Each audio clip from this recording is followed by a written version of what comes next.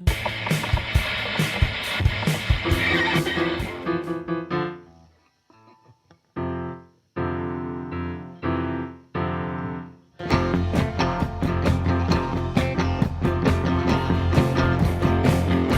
my life I'm looking for the magic. I've been looking for the magic.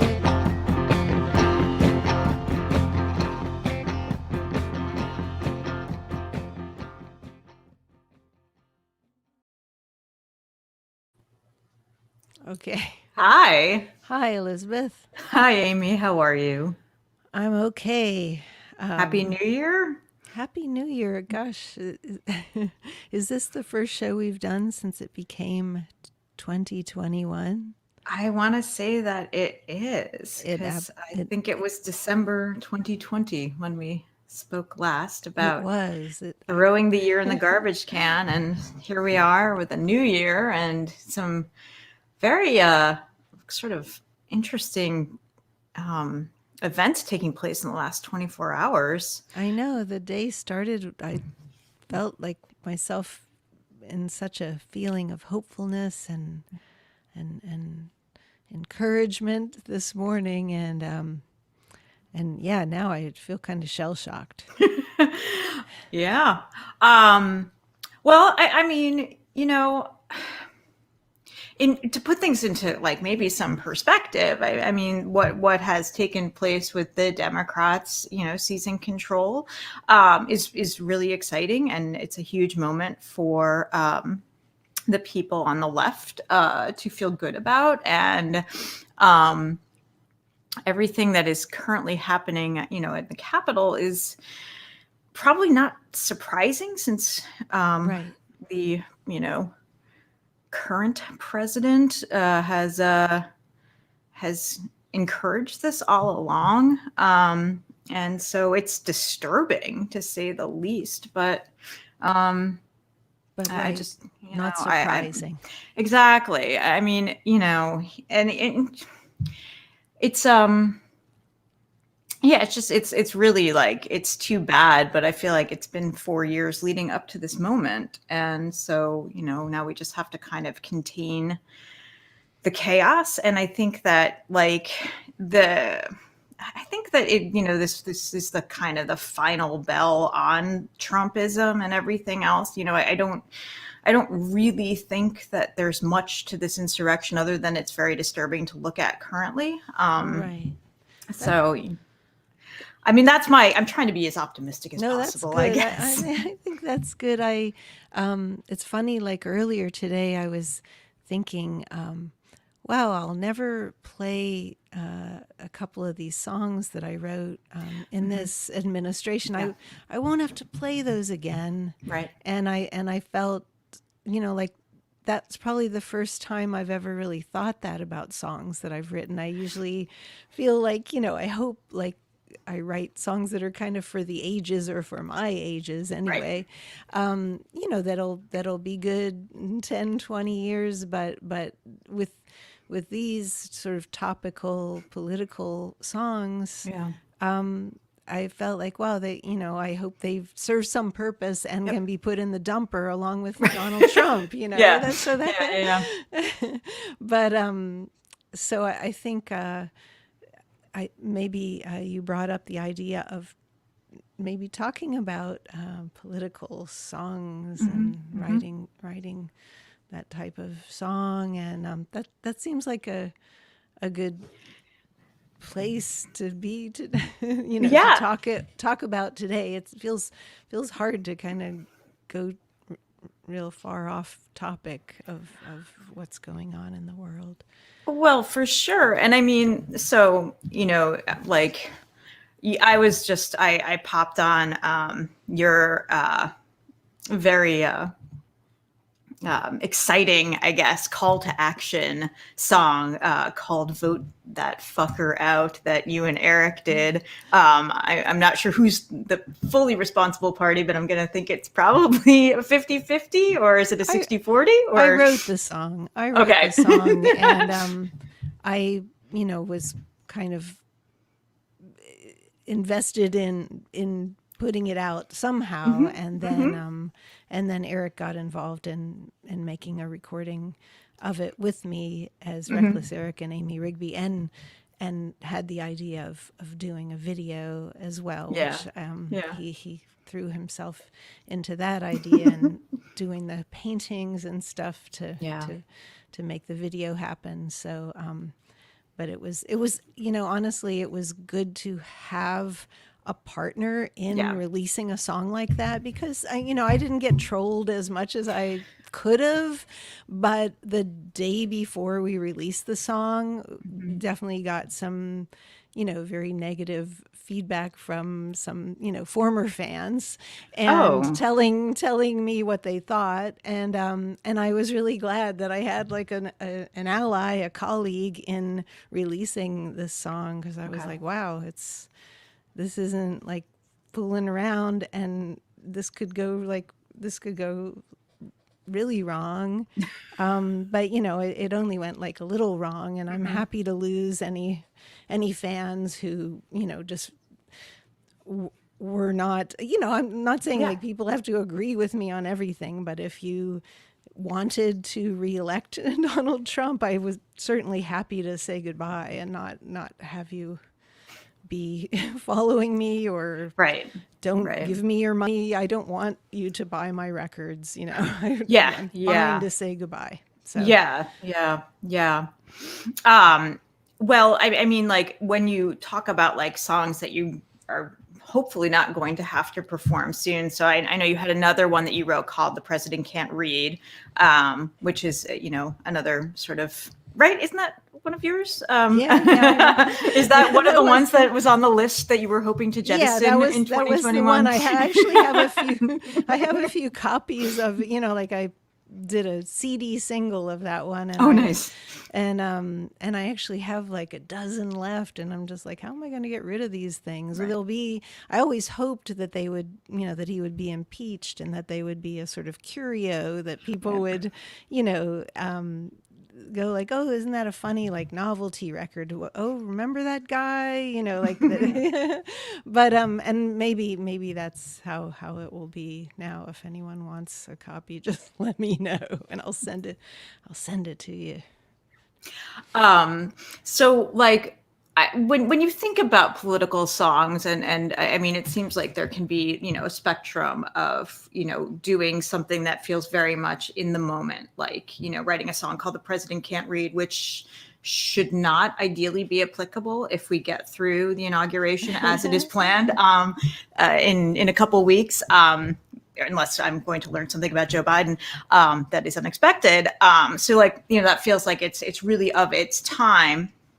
And, Vote That Fucker Out might also fit into that. Although I think that, you didn't actually call anybody out by name. So if we That's need true. to apply it in a couple of years again to some other fucker who needs to be voted out, or maybe, Eric can appropriate it Those, over in England. right. It could be pluralized. Yeah, those Yes. fuckers. Yeah. So, I mean, what is your experience of writing political music, and who do you look to for inspiration when you think about like who writes like a good political song? And it doesn't necessarily have to mean like that they align with your beliefs even, because I'm sure that there are really well written songs from like the conservative right that you might not disagree with, or you might not agree with, I should say.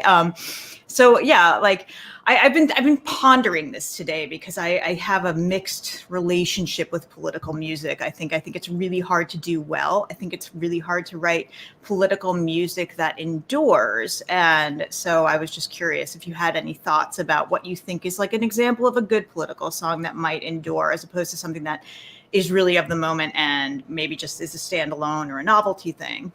That's a good question, and it does feel a little hard to answer, but I will say that the inspiration for Vote That Fucker Out was Neil Young. Uh-huh. He wrote that song, "Let's Impeach the President," and there was a quote, and Eric kind of gave me this inspiration because he told me the quote that Neil had said, which was something like, when you're talking about this situation.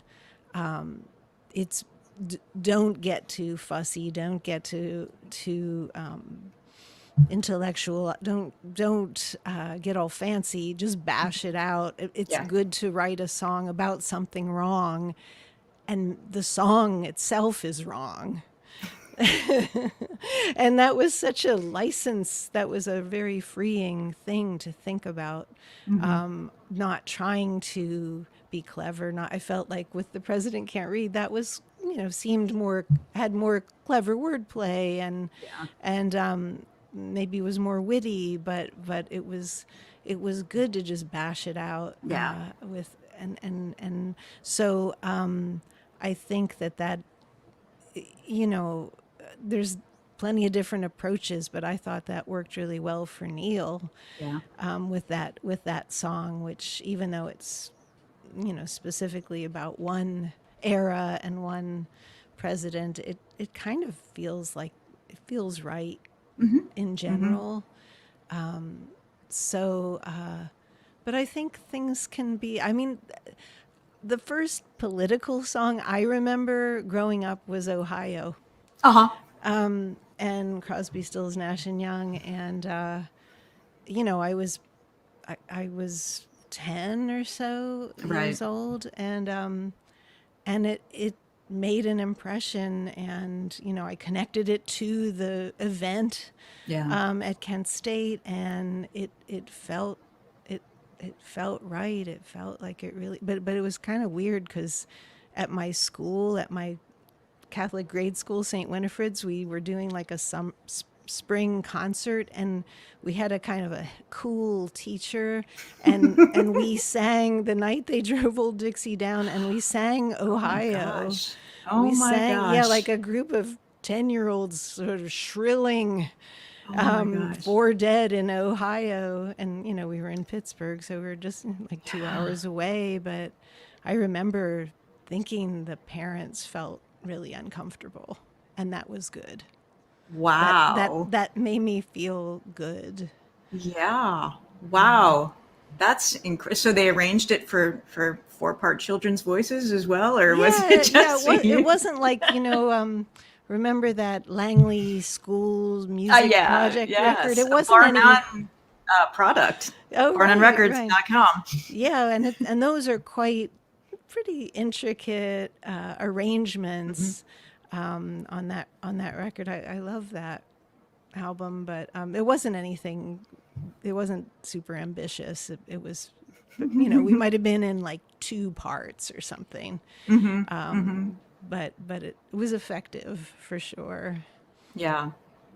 That's very cool. And I see that our friend John Smallwood has also just mentioned Ohio as being a good protest song. So it seems like our friend John in Cincinnati, Ohio, Yes. agrees with your assessment of Neil. Neil is funny too because he's got that record Hawks and Doves, which was sort of his flirtation with like Reagan coalition politics and stuff. I think where it's very sort of pro USA kind of. Wow, that's I don't know that album. Oh, spend some time with it, Amy. You'll thank Actually, me for it. okay, no, It's weird. It's a weird record. I don't know if it's good. I don't think it's that good, but it's certainly like it's a window into Neil, who I think is a complicated guy, as a Canadian living in the United States. He no, being the Canadian, not I. no, I definitely will explore that one because I'm not familiar. I mean, I've seen the title, but I've never gone down that road. So I'd like to. Yeah, somehow we wound up with a copy in the car. Like we have a CD player in the car, and somehow we had a copy of Hawks and Doves, and so we listened to it on a road trip, and we're like, "Whoa, this is weird." But certainly I think is a nice window into '80s Neil, as opposed to kind of CSNY Ohio era. And I mean, obviously, Ohio has endured as a song. I mean, they play it on classic rock radio once a day, twice a day at a It minimum. does. It's in the programming rotation for something that is so disturbing and unsubtle, I would say, in terms of its lyrical content. I mean, they go chanting how many, 4. Uh, Right. No, it's heavy. It's still heavy. yeah, Um, it's really it's a powerful one. Um, what so I about think you? Do you have a song of yours that you feel like spoke to a moment that was like something that is still relevant, that you wrote in the moment in response to an um event or I yeah, we've got a couple of songs. I mean, like we have a song called "An Endless Cycle of Meaningless Behavior," which is specifically, I guess, about Alan Greenspan. And such a great title. I it's love a great that. song too, and I'd like to think it's a stone cold classic that will last throughout the ages. It's about Alan Greenspan and sort of Randian economics and Paul Ryan. Hmm. And just was written in sort of response to the cruelty of the economic moment that we were experiencing throughout the last 4 years, which it's I mean, I don't know if people like it or not. I don't really care. I like it. But, I tried to sort of give the global sweep of this thing that has been happening. Greenspan has been in 5 presidential administrations as, the chairman of the Federal Reserve. So, I mean, it's not like he's just, this guy that kind of showed up and went away. He's always stuck around. He's still alive.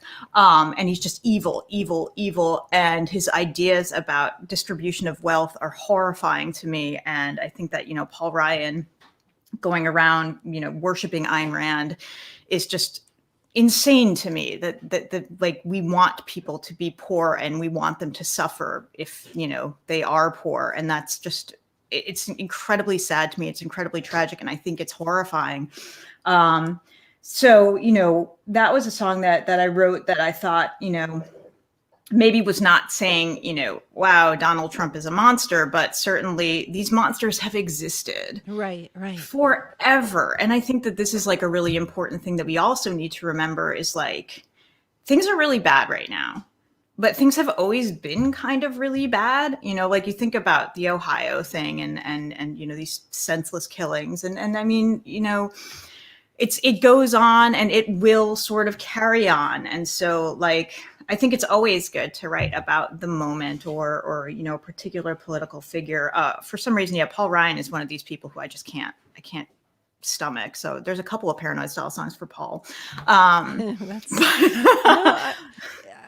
I guess I don't know if it's a positive, but there really is no unlearning this stuff. Like once it's kind of, and I'm honestly like feel kind of ashamed of myself for being kind of not blissfully ignorant, but maybe choosing to be less engaged with things that I really should have paid more attention to. But once you start paying attention, then that's it's Yeah. I feel like I'm it's I'm not.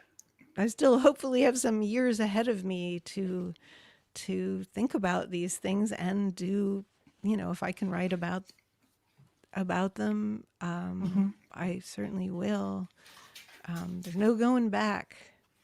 I Yeah. mean, I feel like, I've written, not to say like there's anything wrong with like frivolous songs about drummers and,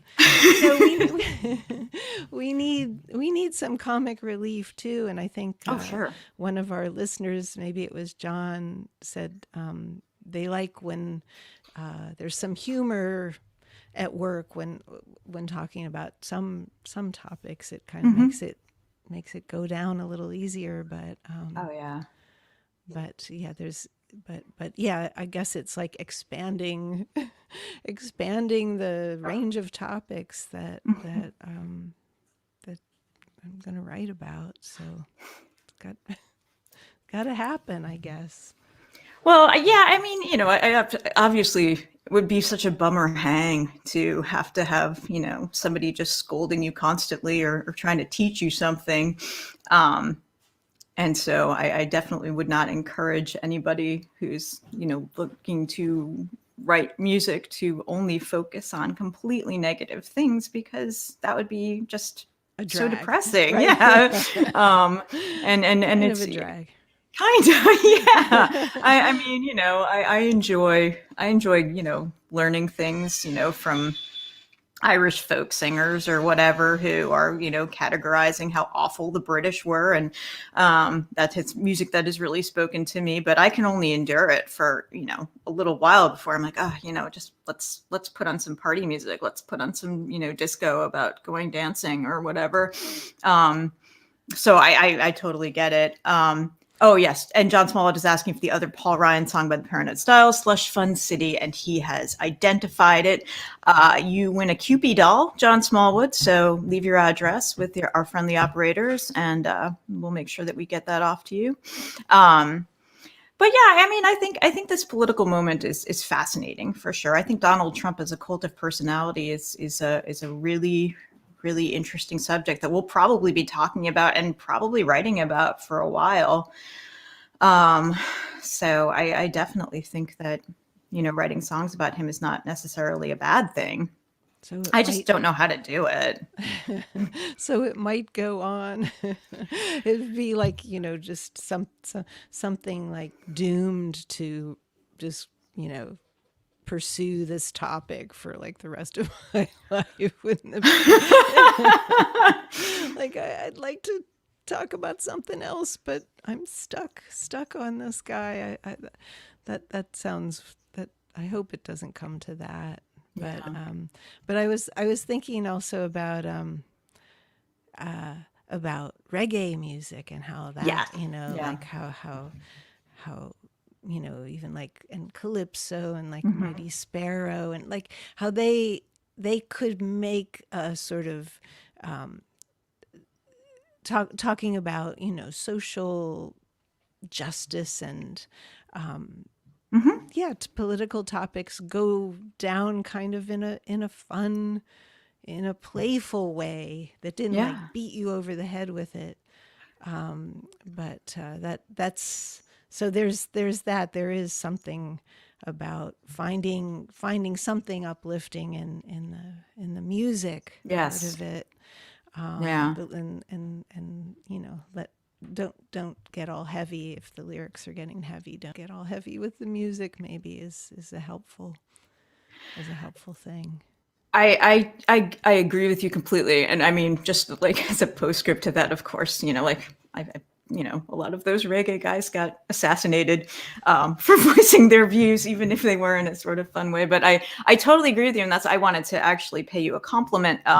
If this is indeed a compliment, and say that I think a song like Vote That Fucker Out, which is just kind of an immediate sort of banger that kind of just comes at you and doesn't overstay its welcome, is like a lot of fun, in addition to having a fairly concise message.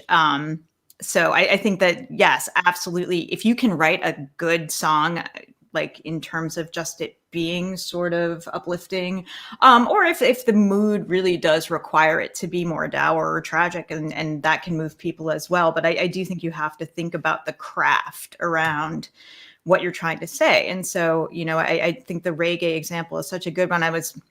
I put the Clash on earlier because that's what I kind of do when I'm Uh-huh. looking for answers. And they cover so many reggae songs, and I was thinking about their decision to do that, and I think they handled that material very well. And I was thinking about how they took all of these messages from these more oppressed cultures and kind of made it their own when they were talking about, Britain in the late 70s, pre-Thatcher, and then during Thatcher and everything else. So it kind of just keeps coming back, I guess, is what I am always sort of being annoyingly didactic about, I guess. It's like all this stuff is applicable over time and throughout history. So Right. I get frustrated, I guess.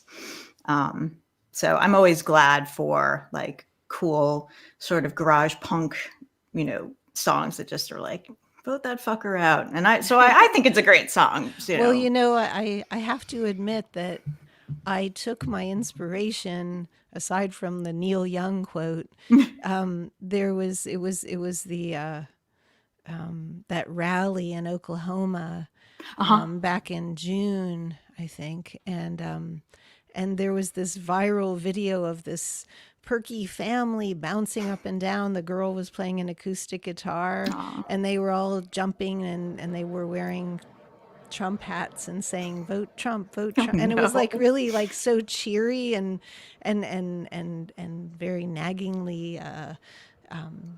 What's the word where you can't get a song out of your head? Catchy.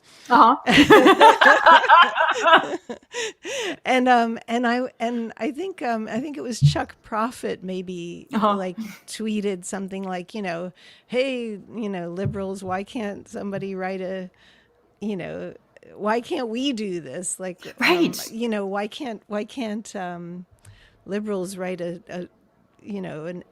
an anti song that makes you jump up and down, and so that was kind of I was like, okay, I'm going to rise to that challenge. So that and 3 minutes later there was the song. So I feel like their song is that pink-hatted Trump family song is long forgotten, but I feel like, yeah, vote that fucker out. I'm sure they had like millions of views of their song, whereas we only reached into the 50,000s, which to me seemed like, well, that's probably like the greatest hit I've ever had, that I could never tell my dad about.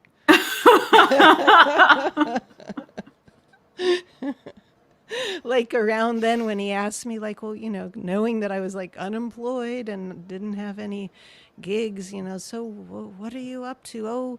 Oh, Dad, I'm just out cutting the grass in the backyard and doing chores around the house. I couldn't tell him the name of the song that I wrote.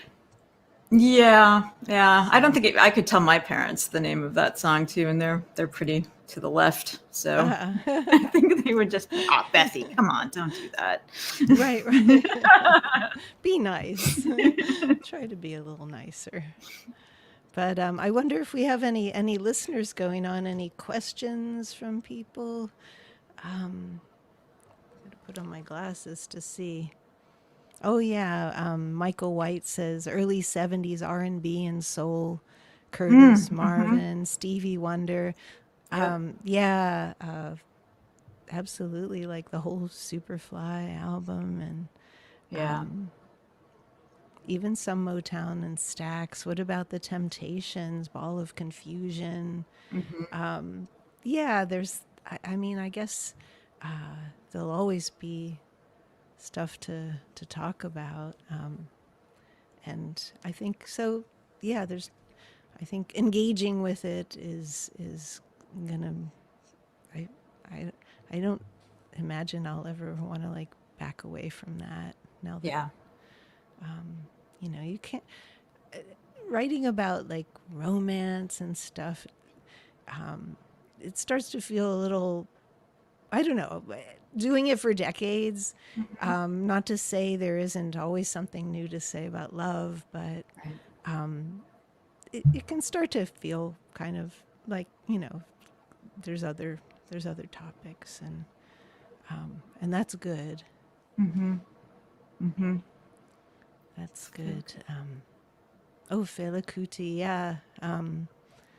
Zombie or Coffin for, I don't know, Coffin for Head of State, but surely, yeah, a lot of different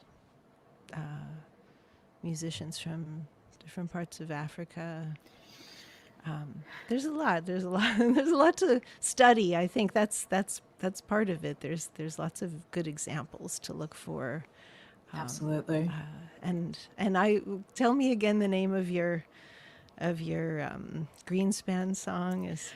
It's called An Endless Cycle of Meaningless Behavior, and I know I've heard you do it, and it's such a great title.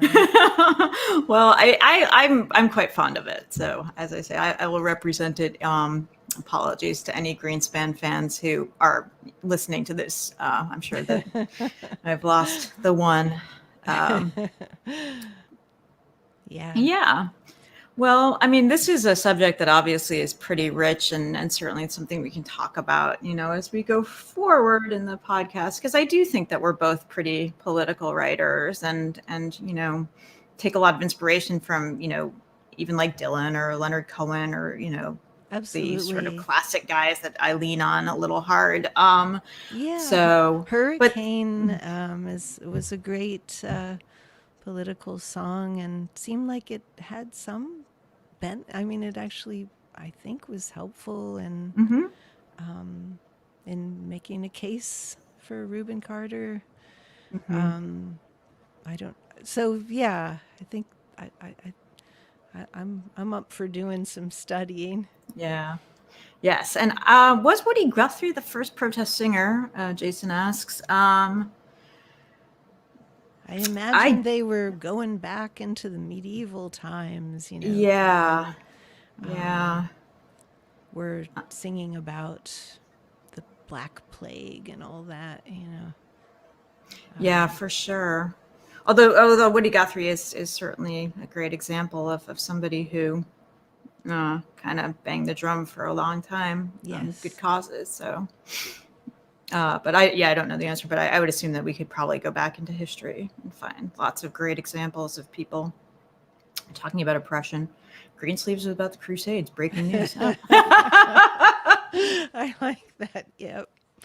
Um, so I guess did we recommend? Do you have anything you want to recommend to take Oh our minds gosh. off things or Yeah, man, I haven't really done too much diving into cultural artifacts. I reviewed that Roberta Flack reissue right around Christmas for Pitchfork, which I understand that some people don't like her. I learned, oh which is too bad because it was her first record called First Take, and actually she wrote and recorded it right around the time of the King assassination, just speaking about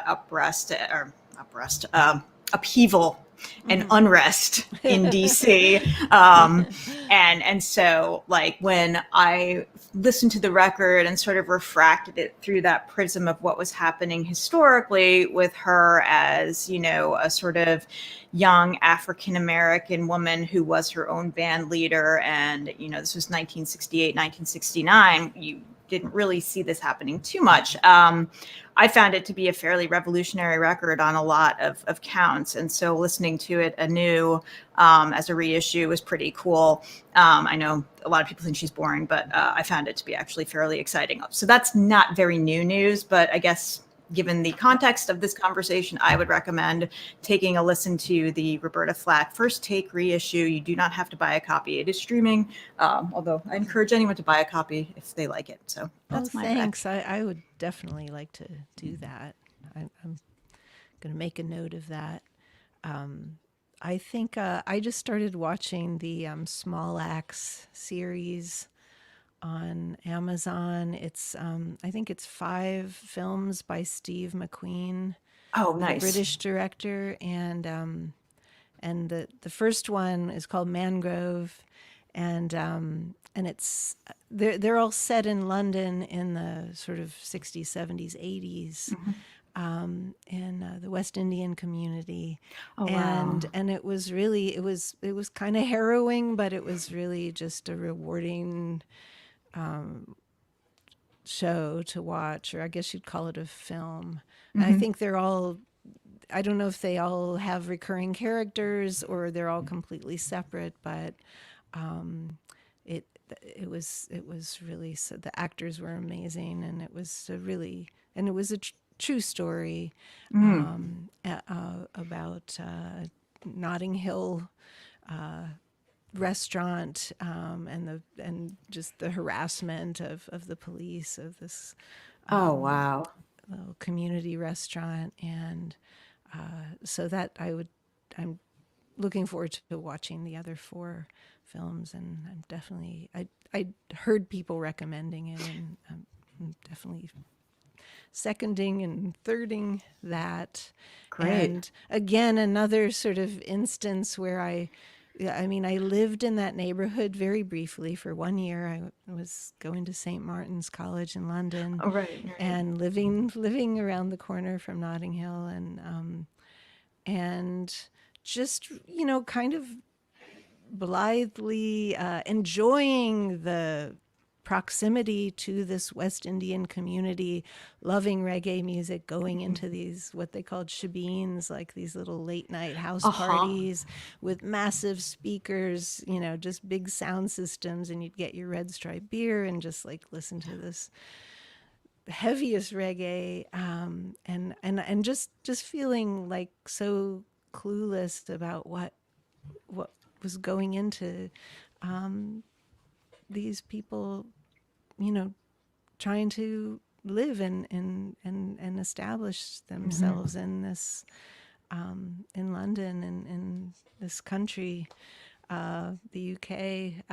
Anyway, I guess it's never too late to learn about things, but it can be quite upsetting to kind of like look back at my young self and think like you idiot. Open your eyes, in retrospect. I guess maybe that'll be something I can write a song about. Oh, that would be. I would. I mean, that sounds. First of all, the series sounds great. Michael White is asking if we've seen Lovers Rock. That's another That's McQueen. I think that's the second in the series. I Okay. don't know if you have to watch them in order or whatever, but yeah, thank you. We'll definitely watch that one. Yeah, that sounds great. And absolutely, um, something that we'll check out as well, and we'll report back to you on it. I wanted to let you know, just anecdotally, that I received our tea towel today. I haven't opened the package yet, but it did arrive. I'm so excited. And if anybody is looking for an awesome tea towel, I don't know if you're still printing them or if you're I exhausted at this point, I but still this afternoon I had a blissful like 2 hours of printing in the basement, oh, only to nice. come up to find out what was the hell was going on, and I just wanted to go back down in the basement immediately. But yeah, I'm just shipping a load of them over to the UK Oh, wow. Okay. tomorrow. But I've got, yeah, still taking orders, and thanks. I'm glad it seemed like once the holidays were over, the Yeah. shipping started to flow. So that's good. People started receiving them. So Yes. I'm glad you got it. Yes, I will. I'll try and hang it on my Elvis. Hopefully it didn't get too wrinkled in transit. I could, I feel like when people post pictures, I want to offer the service where I personally come around with an iron and just like really press it and make it look as crisp as it should. But anyway, I still am the mod housewife. It goes deep. Well, I can't wait to unwrap it. I'm sure. I saw our friend John Smallwood, who is in the comments right now. He posted a picture of his with his, famous sort of cat branding that Oh he yes, does, that and was it looked really awesome. nice. He had it with a Ramones record, and it was very well. They looked What's the crisp. word? Yeah, yeah. The construction looked good in the photo and everything. So I'm really excited. So Okay. I hope you get lots of orders from the few people who haven't already picked up one. So Oh, good. I hope so start too. 2021 with some more tea towel screening for you, so we can avoid looking at the chaos on TV, which I Yes. think will stop soon. I really do think that we're coming to an end here. So I feel good about the future, and then obviously the Georgia stuff was so exciting, and Happy it's day yeah, in it was GA. really really exciting to think that that you know the right's going to spend the next couple of years just getting kicked in the crotch. Um, I like sorry. you. I like you, Elizabeth. Oh, well, it was good to talk. I'm glad we Good to did this. talk. Happy New Year. We'll come back next week with some more cool stuff, and More yeah, looking for the Magi. That's what yeah, it like, it is January 6th. It is the that's right. day the day of the Epiphany. So, but we'll be looking for the magic next week. Next week.